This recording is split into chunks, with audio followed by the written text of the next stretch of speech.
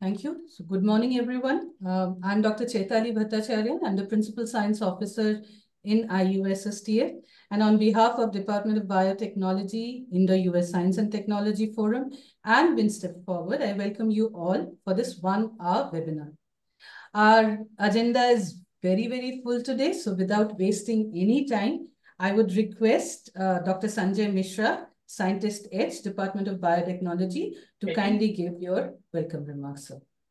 Okay, thank you, Chaitali. And on behalf of the Department of Biotechnology, Ministry of Science and Technology, Government of India, I would like to welcome all the potential applicants who have joined this webinar, who are potential applicants for the Khorana Fellowship, Khorana program. Can I ask other people to switch off their mic who have joined, because there is a noise going on? Also the students. So good morning, everyone. I welcome each one of you and also the officers and ED from the IUSSTF who have organized this particular webinar meeting to help our potential students. Now, these are the new initiatives which the DBT and IUSSTF have taken from the last 1 year or so. And the idea is to help our potential student who apply for this Khorana program. The reason, I think many of you will understand that we put an advertisement, we put the terms and conditions, but still there are certain queries and certain questions in the mind of the applicants.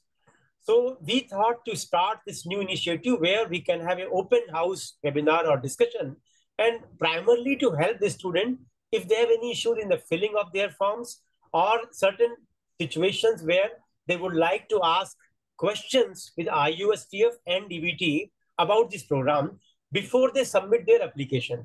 Because once they submit their application, then it can't be changed. Then the assessment will be based on that application only.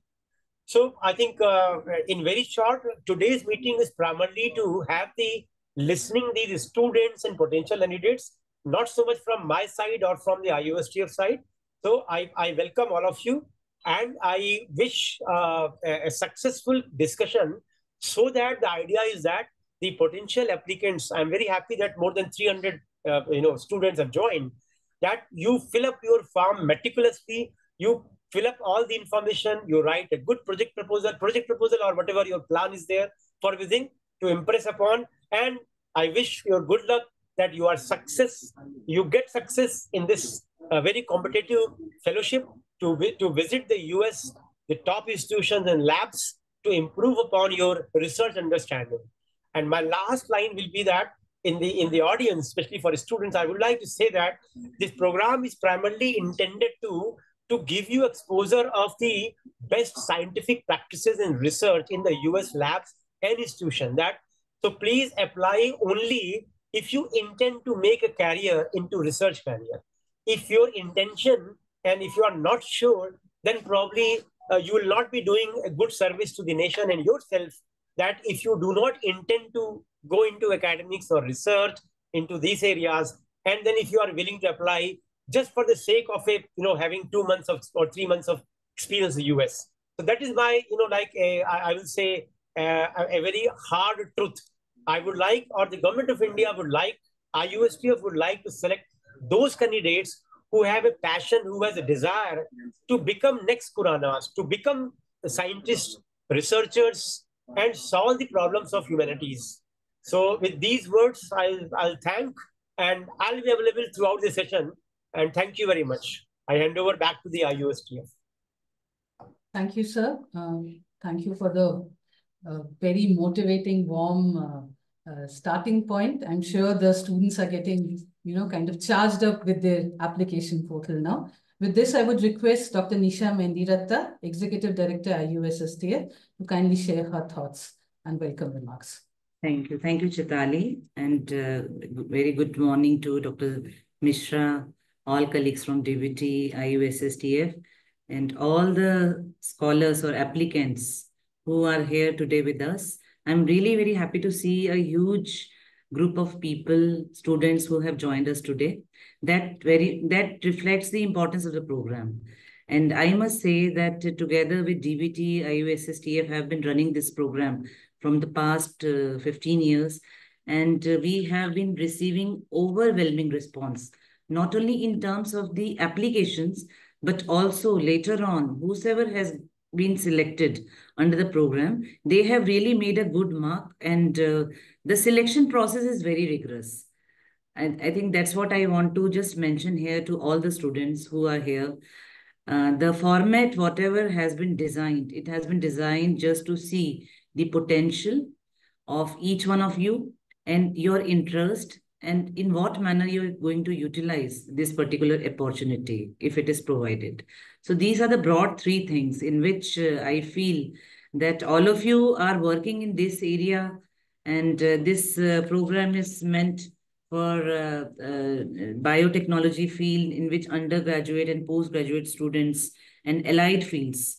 I think we have kept it like that. And this time the emerging areas like artificial intelligence, machine learning, imaging, and robotics, that also we are trying to give an emphasis, because ISET is the priority area defined by both the government. So why I am mentioning this point to all of you is, while just imagining or preparing the agenda or your prospect, you need to link your work with the latest emerging area, which is the requirement as of now by both the nation. That is one thing I want to give a suggestion to all the students. Already, I think you might have seen the program, which is meant to take all of you to different portfolio altogether. The selected students will be given a chance to visit the labs and academic institution, industry of your own choice at US. And I have been interacting with the several students earlier of the previous batch, and it was very heartening to see that each one of them have utilized the opportunity to the best of the given opportunity. So we expect that if you come out in your application with the unique idea or your USP, where you feel that you can contribute the best for the program, that need to be highlighted properly and also need to be linked with the priority area. So I also will not speak more, because these are the two additional things which I wanted to mention. Already, Dr. Mishra has just given you the idea about the importance and how, what are the expectations from the students who will be applying. Like, it's not only getting one internship, we are thinking beyond that as well. So it's all up to you, and we are here to listen to you. And if there are any queries, because days are hardly few, 7th October is the date of submission of the application. And we don't want that the application should be submitted on the last day, because, sometimes the web and the network also gets overloaded. And then it should not happen that you have applied and we couldn't receive it. So just make it a point that at least 1 or 2 days before, you should be in a position to complete your form fully. Just check it twice, thrice, and then submit it by 5th. That is you keep that deadline in your mind, and 6th or 7th, don't leave it to the last moment. That's what I want to say. Thank you so much. Over to you, Chaitali. Thank you, ma'am. You had already set the state and the pace of letting every student know what should be the do's and don'ts, which is very, very essential. Thank you very much. Now I'll go to my colleague, my Dr. Vinita Chaudhary.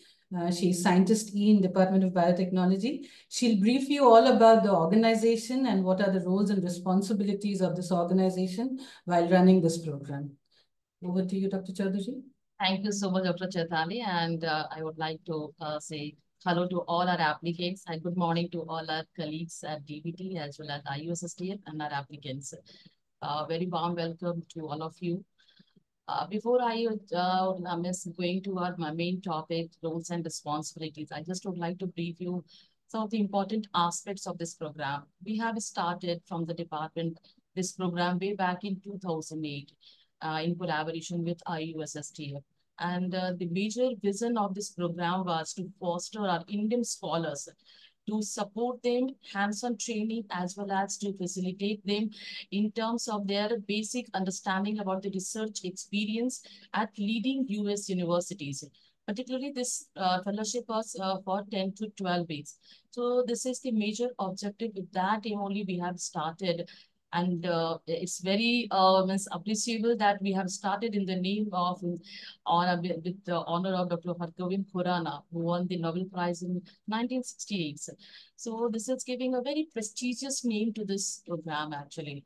So this is the major vision. After that, I just also would like to say you that which are the major objectives, on what basis we are supporting all our candidates. The major objectives of this program is to enhance the research skills and technical expertise of our Indian students through hands-on training in the various and leading US universities, right? And also to promote the cross-cultural understanding, their collaboration between students and different institutions at US, and also to equip the participant applicants or the candidates with suitable and variable experiences so that they can have their enhanced academic as well as professional trajectories. So these are the major objectives on what basis we have started this program. Coming to the major eligibility criteria, which we follow to accept the applications and further to support our applicants.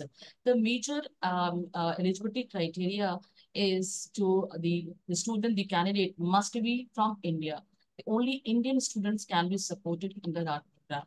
The second major eligibility criteria is the students, they must be pre-final year students enrolled in BSc, MBSc, then BBSc, BTech, MTech, MSc, BE, ME, MS, integrated BSMS, as well as B Pharma, M Pharma, MBBS, and also the Masters in Medical Science and Technology at various organizations in our country. And the third most important criteria is the CGPA qualifying marks. The minimum criteria on that basis, on what basis we are accepting the application is at least the candidate must have the minimum 8 per CGPA. Or in terms of percentage, if you can say, then it should be 80% and above percentage. For MBBS candidates, we have kept these percentage 65 and above. So these are the three major criteria on what basis we are evaluating our applications. Then further, I also would like to brief you how we are evaluating our applications. Particularly, we are definitely, as Dr. Nisha Mendiratha has already given you the account how we are evaluating. We follow a very stringent mechanism to evaluate our applications. We are following the three-tier mechanism to evaluate our applications. At the first year, we are evaluated on the basis of the eligibility criteria, which we follow as per the guideline of this program, as I have already intimated you, and you can find out on the website as well. The second most criteria, the mechanism, the tier 2, what we do actually, we are evaluating by evaluation through our peer experts and domain experts. After having those scores from those experts, we are evaluating by our evaluation committee. Then afterwards, we are finalizing our list of candidates. So these are the three tiers mechanism, how we follow for our evaluation of these applications. Coming to the support, actually, I'm very happy that when we started in 2008, way back in 2009, we have given a first announcement under this program. And under that call, we have supported only 12 applicants, right? But because of the increase in demand in this program, we slowly we geared up. And now currently at this phase, we are supporting more than around 75 candidates. Before that, we were supporting 50 candidates by 2050. So this is the way how, based on the demand in this program, we thought, and the department thought that we should enhance the number of candidate support also. So currently, we are supporting 75 candidates each year. So these are the important aspects which definitely you all would like to know for this program. Now coming to the support facilitation from the department. The department is very keen to support our candidates. The shortlisted candidates is 75 candidates which we shortlist after the final evaluation level. So those candidates are being supported with the stipend of 3,000 USD stipend, and then around 25 USD dollar for their round trip airfare, and further for their health insurance around 600 USD. So these are the three parameters on what basis we are supporting from the department. So as for all 75 candidates, these based on the calculations and as for the fellowship details, we are supporting to our candidate, and further these are being implemented through our team from IUSSTF. So that's how the department is working. Then coming to the major impact actually. Definitely, the department in collaboration with IUSSTF and our team from WSF, we stay forward at US. We are facilitating our participant or applicants which are being shortlisted under this program to undertake research projects at leading laboratories in US. Further, we also try to pair up our participant or the candidate, the shortlisted candidates with our mentor at US institutions. And in addition to research exposure, we also support sometime to attend their workshop and having some kind of teaching guidelines for their research experiences, and so in order to promote their academic and professional growth. So these are the important aspects which I wanted to explain from the department side. I think I have covered many things. So I hope it will be useful for all our applicants before going for this call talk for this program. And next, coming to how we are facilitating, then definitely I'm very happy and very thankful to our colleagues at IUSSTF. They are facilitating our candidates in a very efficient manner with sincere effort. So I thank you all. If anything is there, if any questions, we all are here to definitely answer you in between when the question answer session will be started. So now I request my colleague at IUSSTF, Dr. Chaitali, over to you. Thank you all. Thank you. Thank you, Dr. Vinita. I guess you have covered each and every aspect of the program, and you have kind of given a good brief overview also in the past and the upcoming requirements. So thank you. I don't have much to say. I'll be next just introducing a little bit about the organization, who we are. For all those who are not aware about IUSSTF, we are an autonomous bilateral body which is jointly supported by both Indian government and the government of United States. Our mandate is to catalyze and promote long-term collaboration between the scientific community of both the countries. And we do a lot of programs. We have different portfolios, among which capacity building is one of them. And we are very proud to say that, as Vinita also mentioned and Dr. Mendiratta also mentioned, that this particular program, which was started in 2008, is one of our flagship programs. Now, our role, as Dr. Vinita mentioned, is very simple, but very sensitive and very important. On behalf of DBT, we implement this program. We are responsible for the oversight and management of all the aspects of this program. So when we say all the aspects, we mean by, the timelines, the announcements, the portal, facilitating the screening, final award announcement, disbursement of all the grants to all the awardees who are selected, facilitating their travel, and then at the end, when the students come back, the awardees come back, we even, take care of getting their feedbacks, taking them into account, and putting these feedbacks into the next call. It would be really not fair on my part to mention our third partner, Step Forward. They are a not-for-profit organization based in Madison, Wisconsin. Their aim is to inspire upcoming generation of research, enhancing their scientific skill set to function on a more globally informed scale. Their role starts after the screening process. They help us in, coordinate with us in placement of these Khorana scholars as partners to the US universities, and they do it in consultation with IUSSTF as well as DBT. They also organize the orientation program, which are virtual or maybe in person for these visiting students who reach US once they are selected. They also provide all the necessary support and guidance to the scholars during the tenure when they are staying in US. With this, I would request, and I'll bring in my colleague, Dr. Ms. Subhashri Basu.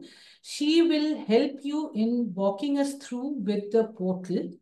There are a lot of questions which generally are related and pertaining to the portal. So what she will do is she'll walk you through the portal, and whatever questions and answers we have got prior to this webinar, even while registering, we had requested the applicants to, mention their questions. So those questions we'll also try to address while she walks you through this short presentation. So Subhashri, hello and welcome to the this webinar. Thank you, ma'am. I'll just project a presentation so that the prospective applicants can have an easy access.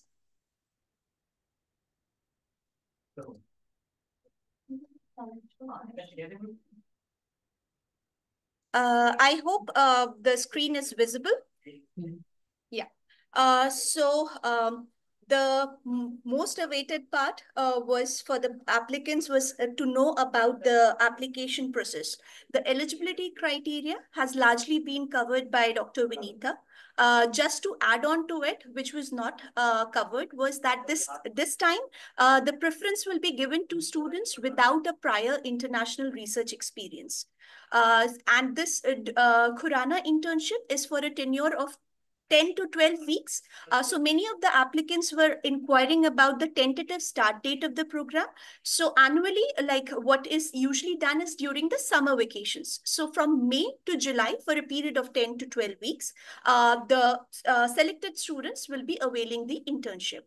The kind of support has already been covered by Dr. Vinita. Just remember, this year's call, the deadline is 7th of October. So please do submit your applications before the deadline. Don't wait till the end time. Now let us just walk you through the application process, like share some tips on how to prepare your application. Applications for the Khorana program is usually, it has been submitted on the online application portal for the visitation programs. Hard copies, electronic copies of the application forms will not be accepted. So you need to visit on the IUSSTF website. You will be navigating to the Khorana webpage. This Khorana webpage will have all the relevant information related to the eligibility, funding, the guidelines for the application, whatever. We have also jotted down a detailed document that is the frequently asked questions, which you can refer while asking, like while preparing your application if you have any sort of questions. There are a few videos which have been also been put up on the webpage, which you can refer, which is for the from the past Khorana scholars. There, it could be a handy tool while you're preparing your application. After this, you will be directed to the application portal where you can select the Khorana program for scholars under the undergraduate and postgraduate applicants. Here again, this online link will again have all the detailed information about the call and even what are the required information for the online application form. So just to navigate you, the preliminary steps which you need to take care of is that once you start preparing, make sure that you are eligible, keep your transcripts ready. Check with your current institution whether they will allow you to take up this internship. So one of the mandatory requirement is to have a no objection certificate from your parent institute. The format of the NOC is already there in the online application form. So passport is not an essential requirement, as in you don't have to have a passport for applying for the call, but it's always advisable that one should apply for it if you are intending just to save time. So you need to apply for it. You can opt for the option of applied for and accordingly proceed. Other requirement is the 2 letter of recommendations which are required with your application. So one would be from the teacher, tutor, or any supervisor under whose mentorship you have completed a training internship in your lab. And the references, it should be provided on the official letterhead of the referees with their ink signature and stamp. And if referees, they are comfortable sharing the letters with the candidate, they can upload it with the application form. If not, then the referees can directly email it to the scholar ID, but before the deadline. Also, if the applicant is opting for an email later option, a link will be sent to the referee's email IDs, and the applicant, the referee can directly then upload it through that link. But everything needs to be done within 7th of October. I'll quickly stop my screen share and I'll switch it to the online application portal so that you can have an access over the form. While Subhashri does this, let me just kind of answer to one of the questions that most of the students are asking us, and that is pertaining to once the application is submitted, will we be called for interviews or not? So I would like to tell here and emphasize the fact that no, you will not be called, but then you have to be very, very careful and should realize that, you know, instead of you, it's your application who's going to speak about you. So it is very fundamentally important that, you know, there is one aspect in the application that is an essay. That essay actually speaks about your research statement, your statement of purpose, and summary of past research training. Eventually, again, we are going to come back to this, but what we would really like you to understand is be very, very mindful and thorough and genuine and, you know, passionate about filling that aspect of your form, because that is all the eligibility criteria. Once you are fulfilling them, you are in, but this statement and this essay holds the entire weightage of what you think, what you're wanting to do. And that is one of the basic criteria where our committee sits. And believe me, they're going to see this. They also equally see it and they read your mind. And that is one of the very major criteria which decides whether you are going to be a Khorana awardee or not. So coming back to you, Subhashri, please go ahead. Thank you, ma'am. So this is a quick snapshot of how the online application form looks. So the fields which are marked with an asterisk, they are mandatory requirement of the form. You need to fill those red asterisks in order to proceed with the application. Anytime you can save the form, the data will be recorded. However, before submitting, you will be prompted to go through the form, and then only you will be directed. If you fulfill all the mandatory requirements of the form, you can finally submit the application. So some general fields are like whether your name, gender, date of birth, passport details. Again, this is if you have a passport, you will be required to fill in some details like the date of issue, the name, the place of issue, the expiry date and all. If you don't you don't have a passport, you can opt for the applied for passport. And meanwhile, the date on which you have applied for, that could be filled up here along with a reference number. From the name of the university, that is your current affiliation, that could be selected from the drop down here. If in case your institute name is not listed, you can opt for the others option under the drop down, and you can type in your institute's name.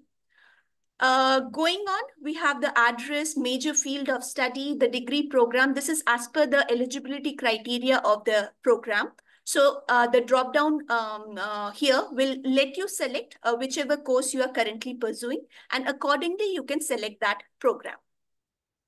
CGPA, if those who have lesser CGPA will, like as per the call requirement, they will not be able to proceed further. So that is a checkpoint. Expected date of graduation is your year of completion of your current enrolled degree. That you need to mention here, the year and the month.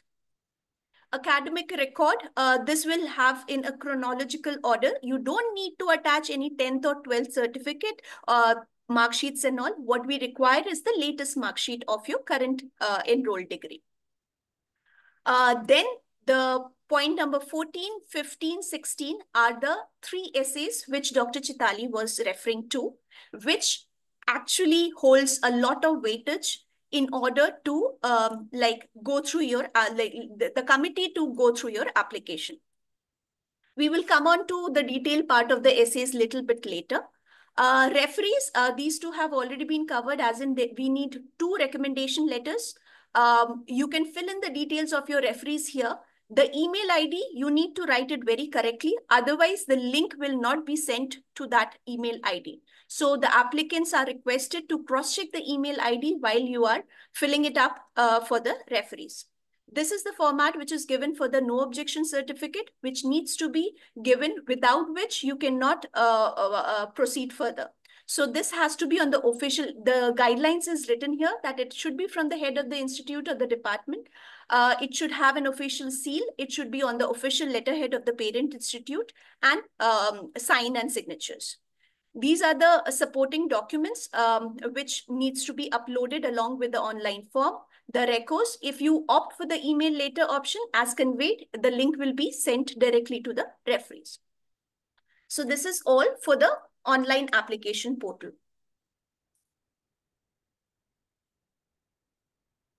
Thank you, Subhashri. So now the next part of the agenda would be the question answer session. There are two ways to go about. One, we can first take up those questions that we had during the registration part. And then maybe we can, in the interim, I have my team, Priya and Subhashri, can look into the question answer that we have got now, and then those can be taken up, right? So the first, among the major, any thoughts on this, Dr. Mishra or Dr. Chaudhary? Is this okay?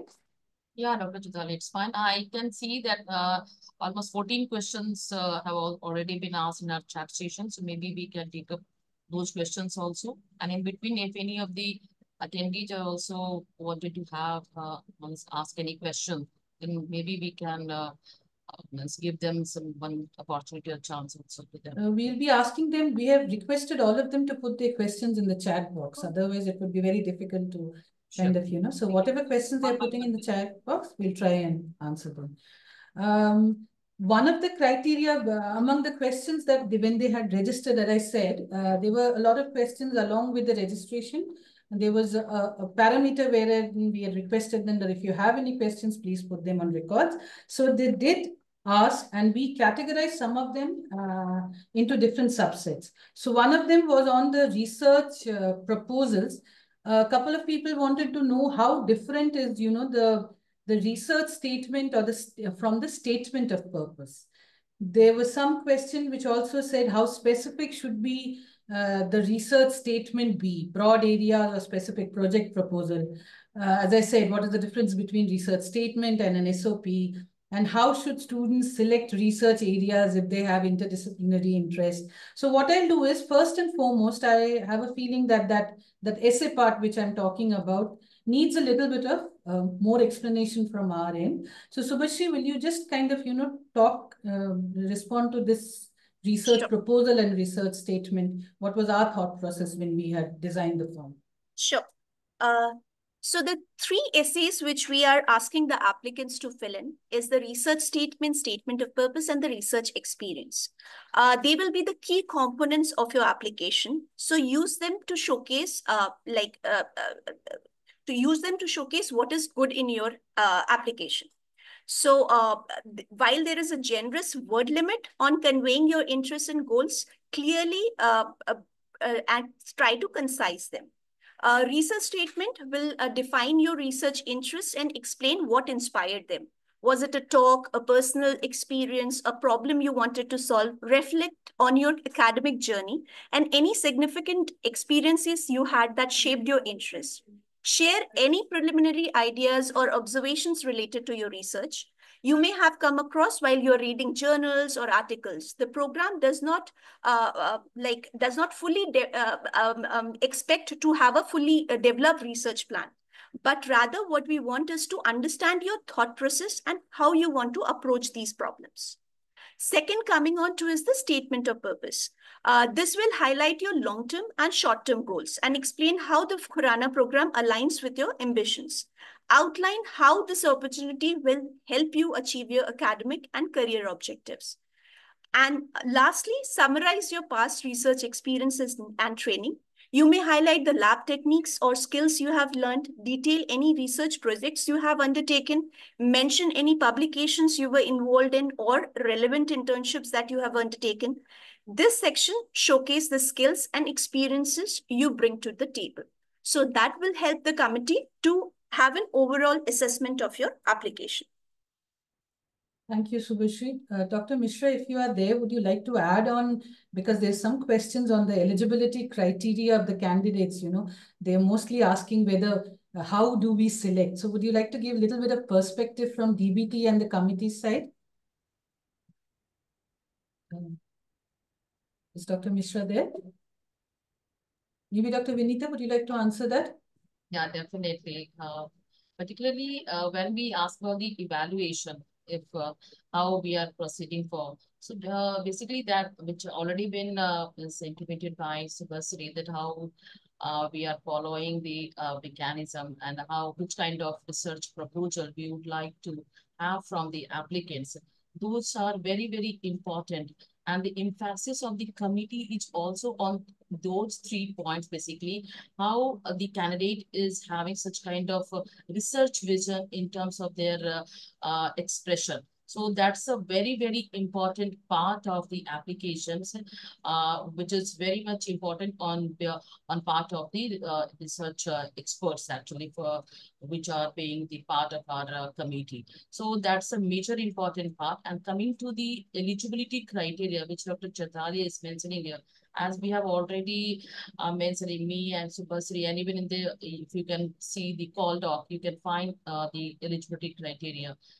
Suppose in any case, the candidate is enrolled in BSc, which is a 3 years program. In that case, the first year and last year student, they won't be eligible for this program. But definitely second year, the candidate, they're having 1 more year in hand to go for such kind of training. So the second year candidate would be eligible for this program. And coming to the another course curriculum, suppose anyone is enrolled in BTech and take. So in case of BTech, which is a 4-year course, then first year and fourth year, they won't be eligible. However, the second year and third year, they will be eligible for this program. So that's how we usually plan for this program, as well as this. The applicant should also try to understand the final year and the first year student, they won't be eligible. However, the mid-career students, they will be eligible for our program. I hope, Dr. Chaitali, I have answered this question. If anything is more is there from your side, you can also please add so that our applicant can understand very well how we are evaluating. Perfect. Thank you very much. There's another question which they are asking: how should students select research areas if they have interdisciplinary interest? For example, biotechnology and nanotechnology. See, we completely recognize and we understand nowadays the modern science is such that, you know, interdisciplinary subjects are more prevalent. Like our ED at the beginning only emphasized that we would like AI, machine learning, and all those kind of priority areas. We would love to support them more. So these kind of interdisciplinary subjects are most welcome. When we are doing filling your broad area, there is a broad area aspect. That's a drop down, I think, Subhashri. So you just see wherein you fit into the broad area and you book yourself into that sector. Then you have a narrow domain wherein you have to kind of type in. There you can be a little bit more detailed about what exactly you are doing. And don't fear it, because most of the studies nowadays are interdisciplinary. So we really kind of, you know, recognize this. We do have a challenge in trying to, you know, block you and give you different names for these interdisciplinary areas. So don't bother. Just use, with the help of the broad and the narrow areas, you can sail through, and trust me, we will be able to evaluate your proposal. It's not an issue at all. Coming to the second question, there are certain questions which are just on about, you know, writing and filling. Now, Subhashri, maybe you can answer this. How should student handle the reference number issue in the passport application when they include a hyphen? Just omit out the hyphen, just write the numbers which is given. That's it. Yes, we do understand. We have been playing with passport numbers for quite some time. So don't again worry. We'll understand that where the hyphen is appropriately to be fitted. The other question is, will selected candidate receive a confirmation email after referee submit recommendation letters? Oh my God, that's a little difficult one. Subhashri? See, we receive an overwhelming response for the program. So it's not possible to acknowledge the reference letter directly to the students. So it would be better the students who are listing out the referees, they directly be in touch with the referees and have a word whether they have submitted it or not. Because the link is sent to them, they upload it, it says that thanks for uploading the reference letter. So it's individually acknowledging those reference letters is not possible. Thank you. There is another question. Is the program suitable for students without a formal education background in biology, but with interest in the field? May I request Dr. Mishra to kind of, would you like to answer this, sir? So you are on mute.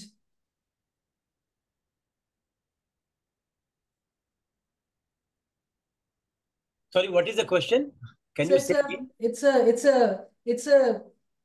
Is the program suitable for students without a formal educational background in biology, but with interest in the field? Yes. My strong answer is yes. If you are a computer science bachelor degree, let's say BTech, or even if you are studying physics, but if you have interest into the biology or any aspect of biology includes the, let's say, human physiology or human anatomy, and you have some track record also, that your interest should not start because of the Khorana program. That is very dangerous, that because I saw an advertisement, now my interest goes. If you have some kind of evidence to show that in your third year project or your seminar, or your interest has been towards biology to solve the problems, then by all means, we welcome you. I hope that clarifies. Absolutely, yes, sir. That's the reason why I wanted to point out this question to you. You're the best to answer this one. But I think that just to add that, I think Shubhashis was saying that already it's very competitive. So this is another word of advice to my fellow student, that if you haven't done anything in biology in the past, like for example your seminar was in pure electrical engineering, your third year project in engineering was towards the, let's say, AC/DC machines or transformer, or there is nothing biology. Now all of a sudden, if you try to write down that, well, I want to have the neural network of brain, probably you will not be able to convince the committee that this has come. So this is just to give you my advice.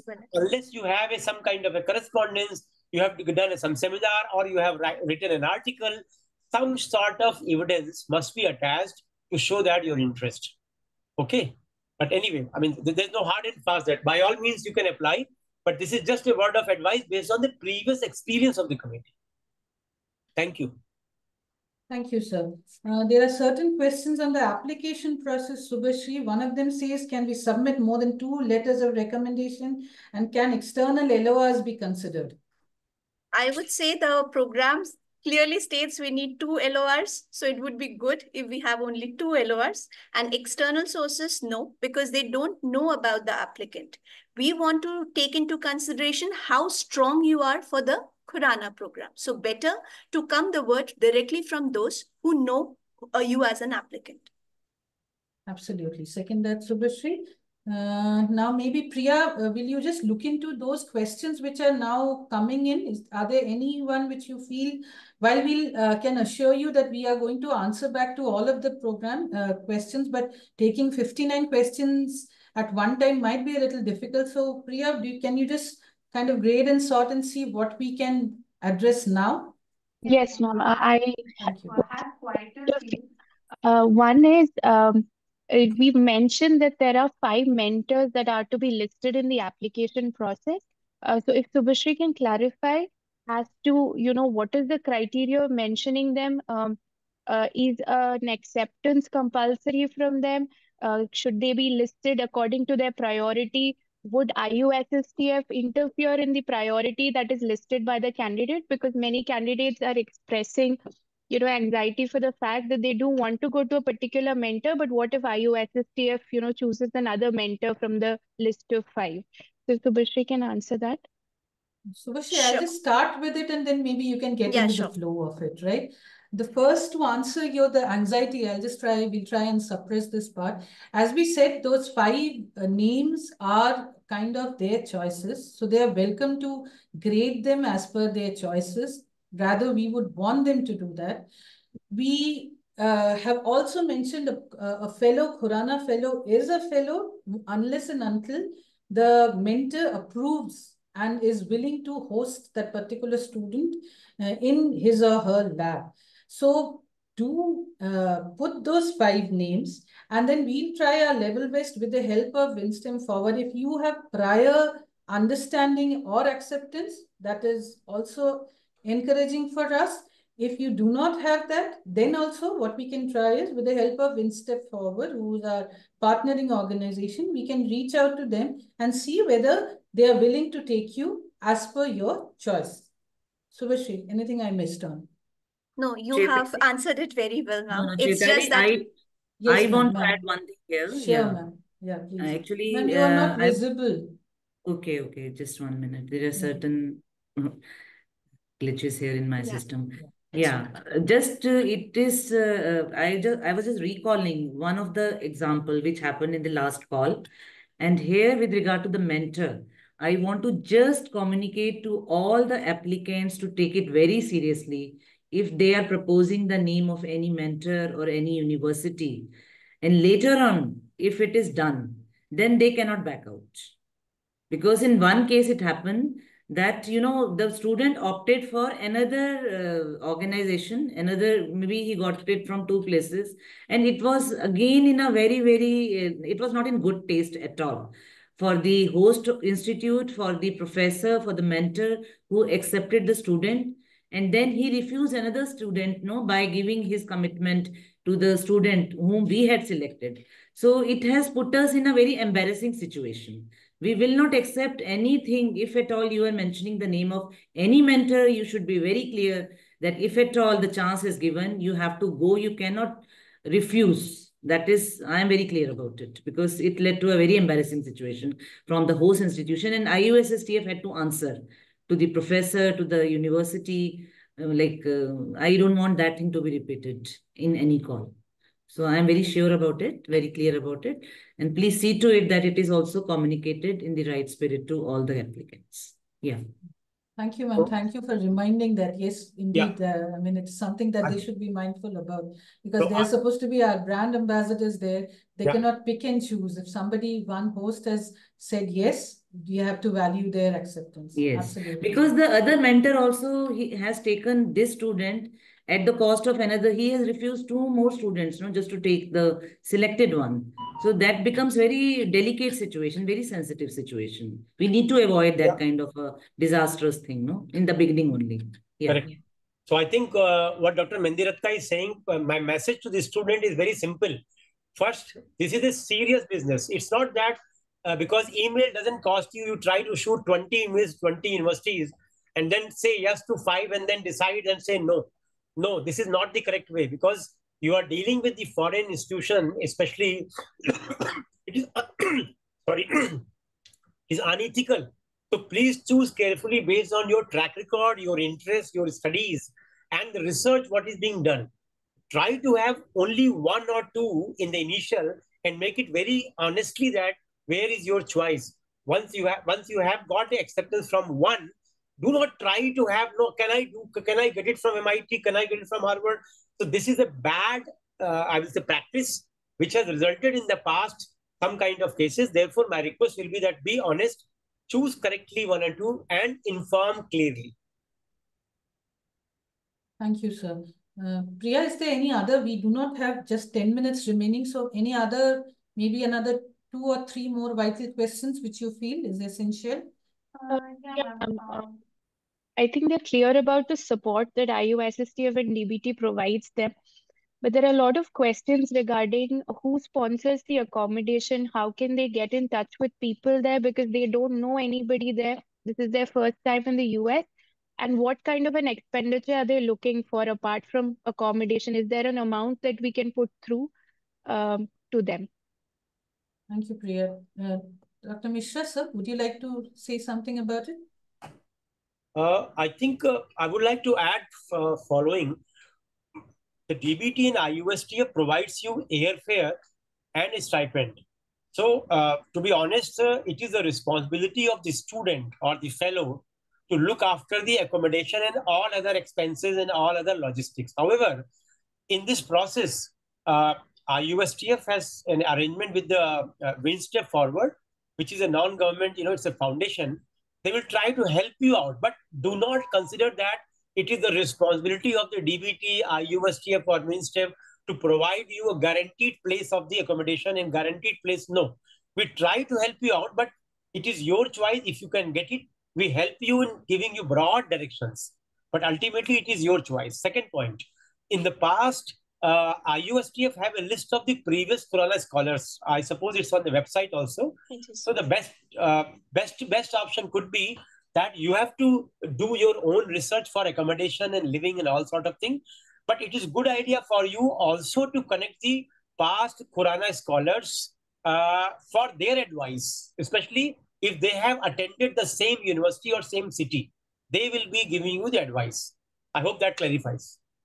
I'll just add one more bit out here. That is, once you are awarded, once you interact with the host, many cases, again, no commitment, but in some cases, what we have seen is your host institute also tries to give you some support. It's not a commitment. Yes. It is, again, subject-based and institute-based. Thank you. So WinSTEM Forward can help you in navigating that also. But don't have anxieties at this stage. Concentrate on filling the application, getting selected, and eventually we can walk you through that. Correct. I think very nicely, Chaitali, you have pointed out that right now, I mean, that is something, you can cross the, river when you are selected. The whole of like DBT, IUSSTF, and WinSTEM Forward will try to help you out. And also, as pointed out, that is secondary question. Right now, I think try to be fill up your forms correctly with a good intention and good kind of a proposal where you are able to convince the committee that you are the worthy candidate, you have a genuine desire to do research, you already have a prior understanding about the area what you want to go, or maybe you have already done some kind of a correspondence with the university. So you try to convince and get your selection first. Later on, we all are here to help you out, but there is no guarantee that, just like, in IITs or universities where hostel is provided, this doesn't have that kind of option. Thank you, sir. Priya, any other? I think everybody is curious about the timeline of the fellowship. So what is the time of the award that you're looking at? What is the process after that? And, sort of a time to the entire process and when they can start their internship. A very sensitive question. Thank you, Priya. But I think what we would do is, again, sir, would you like to start with answering this? No, I think you can try first. I think first somebody else I can add on. Okay. Maybe Subhashri, you are the right person. We do have a set timeline for this. Subhashri, please go ahead. So as rightly said, that we receive a very overwhelming response for this call. So we have a rigorous process which was being covered by Dr. Vinita, that it's a 3-tier process. It goes through, each application goes through multiple rounds of reviews and all. So it's a time-taking process. The entire selection, everything takes around 3 to 4 months. So after which the selected candidates are informed over email. And then these selected candidates then start up with the placement process. So this again takes close about 2 to 3 months for the placement of these awardees. So once these students... Subhashri, I think what they want right now is just the award announcement. So it will be, tentatively, it will be by end of December or early January. For this call. We are very mindful about the fact that May is the time when you all have to start, the awardees have to start. Rather, we are very strict this time that, we are not going to give any extension to anybody. It has to be during the 10 to 12 week, has to be during the summer internship. So we try our level best that, we give you sufficient time for the visa and all. So as Subhashri said, whatever the timeline, before May, the awards will be announced. With this, I think, Priya... I think Chaitali, just one more point. I think in the past, maybe, I'm not sure whether somebody is asked or not. Based on the previous experience, I think from the audience, if you are studying in a university or setup where you know that it will be difficult to have a break of 2 months in the month of June, July next year, then my suggestion will be please do not apply. Because what happened once you get selected, and then you send a letter, because we have received letters that so-and-so is unable to join in July, August, kindly extend that you can join in the December or January or after 3 months. That is not the purpose scheme, because it's a summer internship. And in US, all the universities, they have a placement. They have got the places. Summer is only in the month of June, July, August, maybe 15th of September. So we are a little bit flexible in the same period.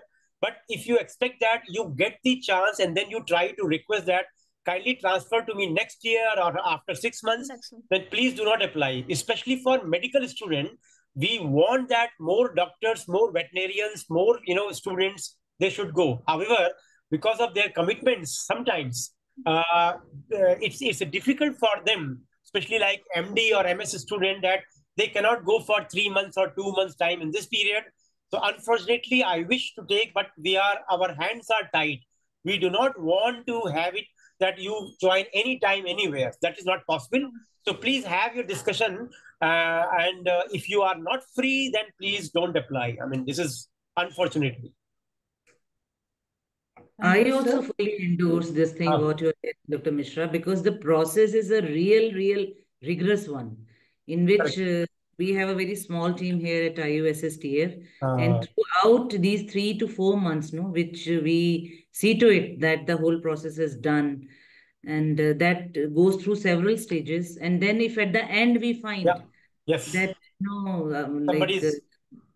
someone is backing out, so that should not happen. Correct. And that is one thing. And second thing which I was feeling, hearing all those queries and the answers, that I think each applicant within themselves, they should try to realize the best part which they can showcase. They should imagine themselves as a budding young scientist, not as a student. Then if their application is thorough, as you also said, that they should just try to reflect their scientific caliber, acumen in biotechnology area. And not only that, their association with the organizations at US, but also if they have done any work, which goes towards research, like some researchable outcome, some deliverable, which has been utilized anywhere, maybe at the institution level, or maybe like in their thesis they have done, they should very clearly highlight that. It should not be too long. They should not, some people write very lengthy, long, you should try to utilize the maximum word limit given to you and the best possible write-up, which signifies, reflect very clearly your liking and your contribution. If, as you said, that articles, papers, that will add on value to your. So please write up like that and be very clear about it. If at all it comes, you have to take it. I know there will be a very rare case, but we want to avoid that rare case as well. I agree. Yeah. I totally agree. And I totally agree. And I think another word of caution that in the past, what Dr. Mendiratta was saying, that please do not think that it is a PhD proposal, because in the past, it's very easy for an applicant to talk to some professor and write a PhD synopsis, because you are undergraduate or master by taught courses. But committee can always find out that this is not the kind of research which a PhD student will do. So please do not try to unnecessarily, make all those things. If you are undergraduate or MSc student, we don't expect a huge, but we do expect that you have a seminar, you have a project, those kind of things fine. But please do not try to, take somebody's help to impress the committee by making a very strong, high-end research proposal. That is kind of a fictitious. That is not required at all. So just be practical, be realistic, and most important, be honest. Because we also live in the same world. We know that if you are a student in university, what is expected, what timelines, and what is your standard of the research exposure, we do understand. So be realistic, be honest, and then as Dr. Mendiratta pointed out, if you have a prior interest by seminar, by papers, by communication or project, that is what you should highlight. All right. So thanks from my side, I think. Thank you, sir. Thank you, ma'am. And now I think we'll come to we do not have any more time for any other question. So I'll request Dr. Manoj Kumar, Scientist D, Department of Science, Biotechnology, to kindly give his, closing remarks and vote of thanks. Okay. Thanks to all of you.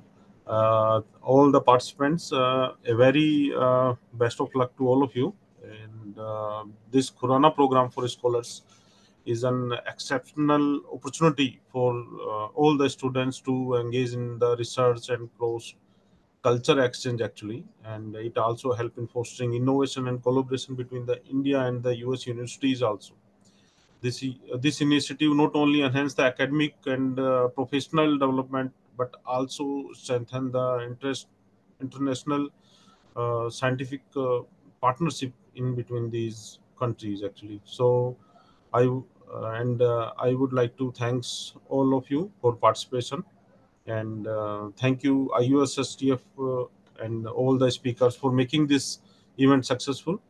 And on behalf of Department of Biotechnology, I would like to thanks all the participants, organizers, and the speakers also. And I would like to thanks Dr. Sanjay Kumar Mishra sir, Senior Scientist, Department of Biotechnology, for providing this the critical informations to guide the prospective students, applicants for sharing the valuable insight in for the program, and also to Dr. Nisha Mendirata madam from IUSSTF for sharing this valuable insights in for the program. And also like to thanks Dr. Chetali and Subhasri ji for providing such a nice information to all the applicants. And at last, I wish to extend my best wishes to the participants for this program. All the best and thank you very much. Thanks to all of you to join the program. Thank you, sir. Thank you, madam. Thank you. Thank you, everyone. Thank you, everyone. Looking forward to meeting soon, and all the best to the applicants. All the very Bye-bye. best. All Thank our you. applicants. Yeah, bye. All the Bye. best. Thank you, sir. Hope. With this, we close the webinar and we'll try to answer your questions through the mail. Even by Thank you. email, I mean, even if Yeah, you haven't by got email. answer, please send email to IUSTF.